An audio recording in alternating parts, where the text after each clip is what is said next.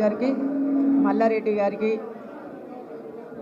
మల్లన్న గారికి, ఇంకా దయానంద్ గారికి, కృష్ణారెడ్డి గారికి, వివేకానంద, సుభాష్ గారికి, గజ్జల నాగేష్ గారికి, రాజశేఖర్ గారికి, ఇంకా ముందున్న వేదిక ముందున్న అన్నదమ్ములకి, అక్క చెల్లెళ్ళకి అందరికీ ముందుగా నమస్కారం తెలియచేస్తూ, ఫ్రెండ్స్,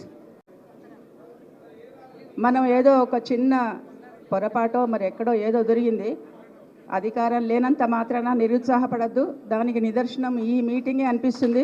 కేటీఆర్ గారు, ఇగో ఇది సరిపోదు, మనకి ఇది ఇంకా పెద్దది హాల్ కావాలి మనకు. అది అప్పటి నుంచి మనం అందరం చూస్తున్నదే, ఇది ప్రత్యక్ష నిదర్శనం. మన గ్లామర్ ఏం తక్కువ కాలేదు. ఈసారి మాత్రం మనం రాగి లక్ష్మారెడ్డి గారిని మన క్యాండిడేట్ గారు మరి తప్పకుండా మనం గెలిపించుకుందాము. మరి మల్కాజ్గిరి కాన్స్టిట్యున్సీ నుంచి దీనికి ఇది చాలా కేక్ వాక్ అని నేను అనుకుంటున్నాను. ఎందుకంటే మన గౌరవ ముఖ్యమంత్రి గారనే వస్తుంది, 10 ఏళ్ల నుంచి అలవాటు అయిపోయింది కనుక మాజీ ప్రథమ ముఖ్యమంత్రి గారు, తెలంగాణ ముఖ్యమంత్రి గారు కేసీఆర్ గారి నాయకత్వంలో 17 మంది పార్లమెంటరీ క్యాండిడేట్స్ అందరూ కూడా చాలా ఒక సామాజిక సమతుల్యం పాటిస్తూ అందరినీ అన్ని వర్గాల వాళ్ళని కలుపుకుంటూ పోతూ నిర్ణయించిన సెలెక్ట్ చేసిన క్యాండిడేట్స్ వీళ్ళందరూ కూడా ఆల్రెడీ వాళ్ళు ప్రజలలో మమేకమై అనేక కార్యక్రమాలు, అనేక సేవా కార్యక్రమాలు పార్టీ తరఫున చేస్తున్న వాళ్ళే. కొత్త క్యాండిడేట్స్ ఏం వీళ్ళ ప్రజలకు తెలియని వాళ్ళు ఎవరు కాదు. మరి అలాంటి క్యాండిడేట్ని మనం అందరం కూడా ప్రతి ఒక్కరు ఒక సైనికులాగా, అంటే ఈ కార్యకర్తలు కావచ్చు అందరూ కూడాను ప్రతి ఒక్కరు కూడా మనమే క్యాండిడేట్ అన్నట్టుగా మనం మరి వెళ్ళి మనం గెలిపించుకుందాం, అందరం సీరియస్గా తీసుకుని. మరి ఇప్పటిదాకా కేతక్క భలే మాట్లాడింది, ఎందుకంటే నేను చెప్పాలనుకునే అని అక్క నువ్వే చెప్పేసినావు చెల్లి. సో చాలా ఇట్లా తెలంగాణ వాళ్ళు ఏం తక్కువ కాదు, అందులో మహిళలు మరి ఇంకా మహిళా ఏంటి నడుస్తూనే ఉంది. మనకి ఇంకా అంతర్జాతీయ మహిళా దినోత్సవం 8వ తారీఖు అయిపోయినా కూడా ఈ నెలంతా మార్చ్ అంతా అదే స్పిరిట్తో మనం ఉన్నాం. చాలా సంతోషం.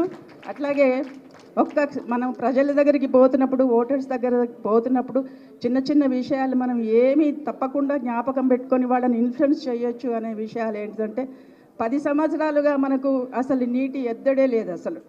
అసలు బిందెలన్నీ ఎప్పుడో అటకెక్కేసినాయి. బిందెలు మళ్ళీ ఇప్పుడు వెతుక్కోవాలి. కానీ ఇప్పుడు అన్నీ ఆ బిందెలు దొరుకుతలేవు కనుక ఈ ప్లాస్టిక్ బిందెలు ఎక్కడ చూసినా అవే కనిపిస్తున్నాయి. నీళ్ళ ఎద్దడి ఈవెన్ మా ఇంట్లో కూడా నీళ్ళ ఎద్దడి మొదలైంది. 3 రోజులకు ఒకసారి నీళ్ళు వస్తున్నాయి. అవి కూడా సరిపోయాన్ని రావడం లేదు. ఇది ప్రాబ్లం. ఇక ఇన్స్టిట్యూషన్స్ గురించి అయితే నీళ్ళు అప్పుడే కొనుక్కుంటాం, ట్యాంకర్లు పెట్టి కొనుక్కుంటున్నాము.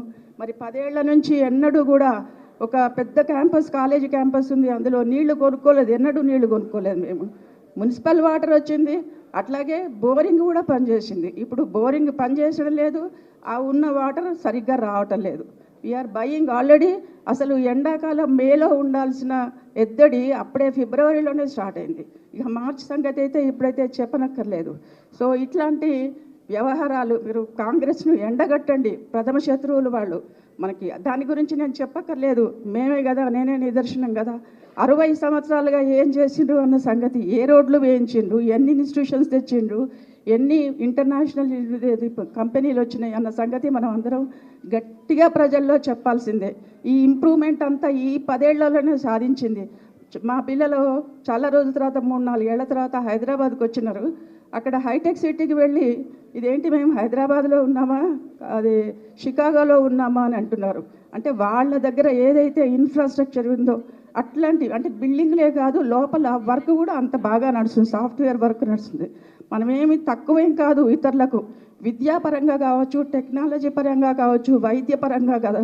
ఈ అభివృద్ధికి కారణం ఏంటి అంటే ఒక్క బీఆర్ఎస్ ప్రభుత్వం మాత్రమే అని ఘంటాపదంగా చెప్పగలను. 60 ఏళ్ల వెనకబడ్డ అన్నీ ఒక 10 ఏళ్లలో ముందరికి తీసుకుపోయినాం. దేశానికి ఒక దిశూచి చూపించినాం. మనము తెలంగాణ అంటే ఇదిగో ఇది అని చిత్రపటంలో మనం భారతదేశంలో ఒక దిక్సూచిగా అయిపోయింది. కానీ మరి ఎవరి కళ్ళు పడ్డాయో తెలియదు. కానీ అంతలోపల మనం అందరం నిరుత్సాహపడద్దు. ఇప్పుడు ఎంపీలను 17 మందిని కూడా మనం అందరం గెలిపించుకోవాల్సిన అవసరం ఉంది. ప్రతి ఒక్కరము నేను బాధ్యత చేస్తున్నాను. ఎక్కడికి రమ్మంటే నేను అక్కడికి వస్తాను. ఏ ప్లేస్కి రమ్మంటే మీతో పాటు ప్రచారానికి నేను వస్తున్నానని సభాపరంగా చెప్తూ నాకు ఈ అవకాశం ఇచ్చినందుకు మరొకసారి కృతజ్ఞతలు తెలియజేసుకుంటూ జై తెలంగాణ, జై తెలంగాణ, జై కేసీఆర్ గారు. ఇప్పుడు గౌరవ ఎమ్మెల్సీ ఎగ్గ మల్లేశం గారు మాట్లాడుతున్నారు.